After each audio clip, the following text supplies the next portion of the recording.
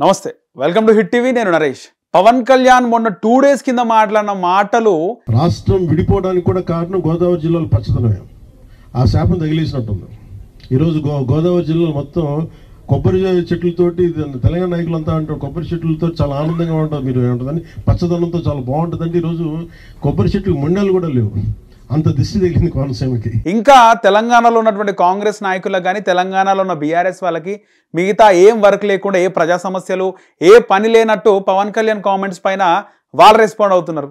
ఇంకా ఏకంగా కోమటిరెడ్డి వెంకటరెడ్డి ఆయన ఘాటుగా స్పందించిండు.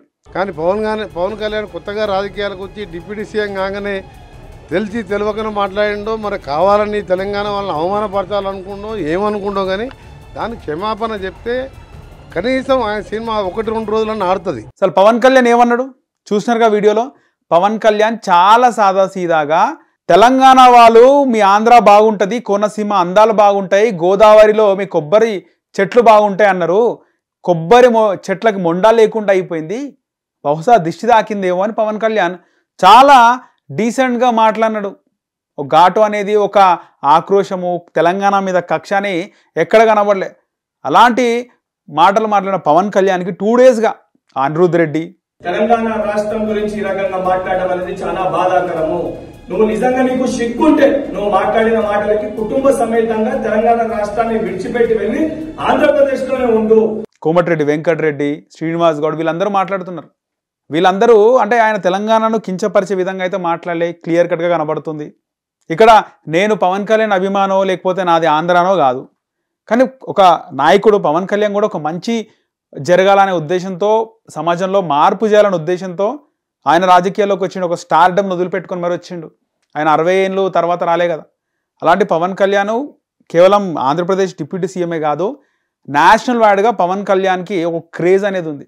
ఆయన స్థాయి వేరు అందరూ అంటుంటారు. అలాంటి రాజకీయాల్లో కూడా ఆయన స్థాయి వేరు. అలాంటి పవన్ కళ్యాణ్ మాట్లాడిన మాటల్లో నిజంగా తెలంగాణను అవమానించే విధంగా మాట్లాడితే పవన్ కళ్యాణ్ని ఖబర్దార్ అనొచ్చు, ఆయన దిష్టి బొమ్మలు తగలబెట్టొచ్చు, తిట్టొచ్చు.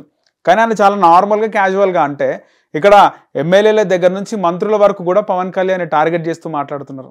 పవన్ కళ్యాణ్ గురించి కోమటిరెడ్డి వెంకటరెడ్డి ఏమన్నా చూడండి ఒకసారి. కానీ పవన్ కళ్యాణ్ కొత్తగా రాజకీయాలకు వచ్చి డిప్యూటీ సీఎం కాగానే తెలిసి తెలియకనే మాట్లాడిండో, మరి కావాలని తెలంగాణ వాళ్ళని అవమానపరచాలనుకుండో ఏమనుకుండో, కానీ దానికి క్షమాపణ చెప్తే కనీసం ఆయన సినిమా 1-2 రోజులన్నా ఆడుతుంది. కోమటిరెడ్డి వెంకటరెడ్డి ఏమన్నారో చూసినారు కదా. కోమటిరెడ్డి వెంకటరెడ్డి పవన్ కళ్యాణ్ సారీ చెప్పకపోతే ఆయనను బ్యాన్ చేస్తాము, ఒకవేళ ఆయన సారీ చెప్తే నీ సినిమాలు 2 రోజులు ఆడుతాయి, లేకపోతే నీ సినిమా 1 రోజు కూడా ఆడదంటున్నారు. పవన్ కళ్యాణ్ సభలు సమావేశాలు పెడితే అసలు ఈ క్రౌడ్ గ్యాదరింగే అవసరం లేదు, ఒక ఫ్లెక్సెస్ వచ్చేస్తారు. తెలంగాణ వస్తలో ఆంధ్రలో అయితే చెప్పవలసిన అవసరం లేదు. అలాంటి పవన్ కళ్యాణ్ గురించి ఈ విధంగా మాట్లాడటము, ఆయనైతే కించపరిచి మాట్లాడలేదు. వీళ్ళు మాట్లాడుతున్నారు, ఘాటుగా మాట్లాడుతున్నారు. బీఆర్ఎస్ వాళ్ళు కూడా మాట్లాడుతున్నారు. ఇదే కేసీఆర్ గతంలో ఏమన్నాడు, ఆంధ్ర వాళ్ళు లంకలో ఉన్న రాక్షసులే, ఆంధ్రాలో కూడా రాక్షసులే అని మాట్లాడినాడు. లంకలో ఉన్నవని రాక్షసులే, ఆంధ్రాలో ఉన్న వాళ్ళందరూ కూడా రాక్షసులే. అసలు ఆంధ్ర వాళ్ళ బిర్యానీ ఎట్లుంటుంది, పెండలాగా ఉంటుంది అన్నాడు. ఆ తర్వాత పోయి ఆయన్నే తిన్నాడు. ఇలా రకరకాలుగా అవకాశం ఉన్నప్పుడు ఒకలాగా, లేనప్పుడు ఒకలాగా. ముఖ్యంగా ఈ విధంగా ఆంధ్రాకి సంబంధించి ఎవరు ఇష్టపడరు ఆంధ్రాకి పోవడానికి. ఇప్పుడు సంక్రాంతి వస్తుంది కదా, సగం మంది తెలంగాణ వాళ్ళు ఆంధ్రాకు పోయి ఆంధ్రాలో కోడి పందాల్లో పార్టిసిపేట్ చేస్తారు, భీమవరం పోతారు, పాలకొల్లు పోతారు, కృష్ణా గోదావరి దగ్గర ఫోటోలు దిగి మరీ స్టేటస్లు పెడుతుంటారు. అంటే గొప్పగా మేము సంక్రాంతికి ఆంధ్రాకు వచ్చినాము. సో ఈ విధంగా ఆంధ్రాకి సంబంధించి దిష్టి తాకిందేమో, తెలంగాణ వాళ్ళు చాలా ఇష్టపడతారని పవన్ కళ్యాణ్ చేసిన కామెంట్స్. వీళ్ళందరూ అదే పనిగా 2 రోజుల నుంచి ఇంకా వేరే పని లేనట్టు, వేరే ప్రజా సమస్య లేనట్టు కాంట్రవర్సీ క్రియేట్ చేసే ప్రయత్నం చేస్తున్నారు. ఏదేమైనప్పటికీ కూడా చాలామంది పవన్ కళ్యాణ్ రెస్పాండ్ అవ్వాలి. అసలు పవన్ కళ్యాణ్ అన్న దాంట్లో తప్పేముంది, ఆయన సినిమాలు బ్యాన్ చేసే సీన్ లేదు. ఆయన సినిమాలు ఎవరు ఆడనీయమంటే ఆడకుండా ఉండవు, ఖచ్చితంగా ఆయనకే ఉంటుంది. నిజంగా ఆయన కనుక తప్పుగా మాట్లాడితే మనం కూడా తిడుతుండే, కానీ పవన్ కళ్యాణ్ మాట్లాడిన మాటలైతే తప్పు లేదని నాకు అనిపిస్తుంది. మీరేమనుకుంటున్నారు కింద కామెంట్ సెక్షన్ లో కామెంట్ చేయండి. అలాగే మన హిట్ టీవీని సబ్స్క్రైబ్ చేసుకోండి. హిట్ టీవీ యాప్, ఇందులో short news, live news, entertainment shows, movies, digital magazines తో పాటు మీ జిల్లా వార్తలను కూడా ఫ్రీగా చూడొచ్చు.